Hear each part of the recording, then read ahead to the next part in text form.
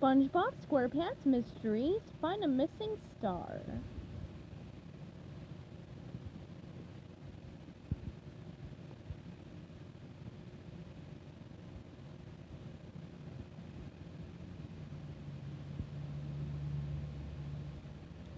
Chapter 30.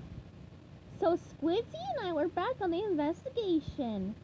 Following a clue so hot it could keep Bikini Bottom toasty all winter long. At least that's the way I saw it. My partner wasn't so sure. He thought we were just chasing our tails again, spinning in place until we were dizzier than a kid on the carousel. And maybe he was right, but I figured we had to take a chance. To me, that parking ticket was our last best hope to find my friend. And that's one thing you can count on when it comes to SpongeBob SquarePants' private eye. He never gives up on a friend. With his hands plunged deep in the pockets of his battered trench coat, SpongeBob led the way, walking at a brisk pace. Full of determination, back in his suit and hat, Squidward struggled to keep up. "Where was this parking ticket issued?" he asked, huffing and puffing a little. "Mount Climb Up and Fall Off," SpongeBob answered. Squidward frowned. "I don't much like the sound of that." "I haven't been up there since I was a kid," SpongeBob said. "Maybe it's changed, but I don't remember any buildings on the mountain. In fact, I don't remember a road. Why would anyone park their boatmobile on top of an empty mountain? It seems awfully suspicious to me." "And why would a traffic cop be up there handing out parking tickets?" Squidward added. SpongeBob laughed a hollow, mirthless laugh. "Why do the cops do half the crazy things they do in this town?" He was thinking of their rude drawings of him plastered all over the walls of the police station. He'd sure like to tear those pictures down. Soon they reached the base of Mount Climb Up and Fall Off, a tall, forbidding crag that towered over Bikini Bottom. It was quiet. No one else was around. Apparently, climbing up Mount Climb Up and Fall Off wasn't very popular at that time of year. Squidward scanned the area. "I don't see any road. Are you sure this is where the boatmobile got that ticket?" Examining the piece of paper for the 1,000th time, SpongeBob said, "That's what it says on the ticket, right up at the very tippy top." "How'd they get up there?" SpongeBob shrugged. "They drove, obviously. A boatmobile like the one described on this ticket. Fast and light with a big, powerful engine. Wouldn't need a road. The driver could just point the bow at the top of the peak, hit the gas, and climb up the side of the mountain." Shielding his eyes with his hand, Squidward stared up at the summit. "It's a long way to the top. Why aren't we driving?" SpongeBob ticked off raisins on his fingers. "Simple, partner. 1. You don't own a boatmobile. 2. Neither do I. 3. No one we know owns a boatmobile powerful enough to drive up the mountain. 4. I don't have my license yet."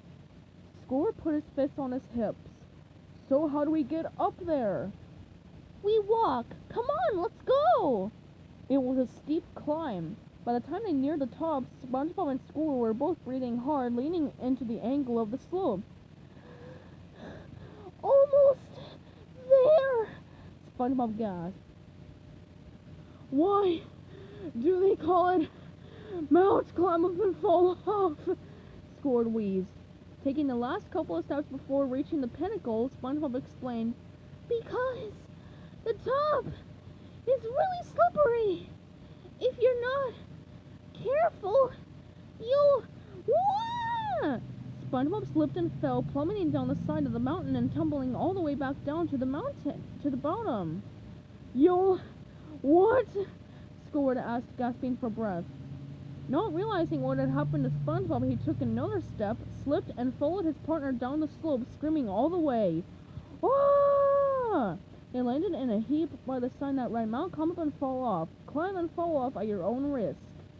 Getting to his feet, SpongeBob said, "That's exactly what happened when I came here as a kid. Every time you climb up, you fall off." Groaning, Squidward stood up, holding his back. "How are we supposed to investigate the side of the parked car if we're always going to fall off?" Good question, SpongeBob said, turning up his collar, tugging on the brim of his fedora, and pulling his bubble pipe out of his pocket. He figured maybe puffing out a few bubbles would help him think and come up with an answer. But it was Squidward who got an idea. Hey, your bubble pipe! I know, SpongeBob said. You think it's silly, but it really helps me think. No, I mean you can blow bubbles that will carry us to the top just like you did in Rock Bottom. Then we won't have to make that exhausting climb again. SpongeBob brightened. Great idea, Squidward! He eagerly reached into his pocket for his vial of liquid soap, but when he unscrewed the cap and tried to pour soap into his pipe, nothing came out. Aw, empty, SpongeBob said. I guess I used the last few drops in Rock Bottom. Terrific, Squidward said, disappointed. Looks like we're climbing again, but how are we supposed to stay on the top? SpongeBob said, thinking hard. Then he got an idea. Taking a marker out of his pocket, he walked up to the sign, crossed out fall off, and replaced it with stay on. There, he said. Much better. Up we go! SpongeBob again led the way and Squidward reluctantly followed. The two detectives trudged up the side of the steep mountain, and by the time they reached the summit, they were once again almost out of breath, but they had made it. SpongeBob's idea worked, and the two were on top of the mountain. Careful! SpongeBob warned, gasping. Watch your step! With his chest heaving, Squidward stood still, afraid he'd slip and fall again.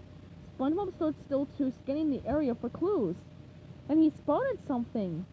Look, Squidward! He hissed. Tire marks! Nearby, the rocky ground was clearly marked by the wide black tires of a racing boatmobile. The tracks trailed along a narrow ledge that curved around the top of the mountain to the far side of the peak. Come on! SpongeBob urged his fellow detective.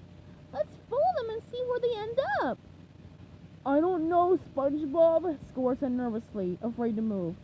It's awfully slippery up here, and I really don't want to fall again. Don't worry, Squidward, SpongeBob assured him. I changed the sign, remember? We'll be fine. Cautiously sliding one foot at a time across the slick rocks, the two of them followed the black tire marks around the summit. Once Squidward slipped, but SpongeBob grabbed his arm before he tumbled off the edge and down the mountain. Inch by inch, they crept along until they reached the far side of the peak and saw a cave.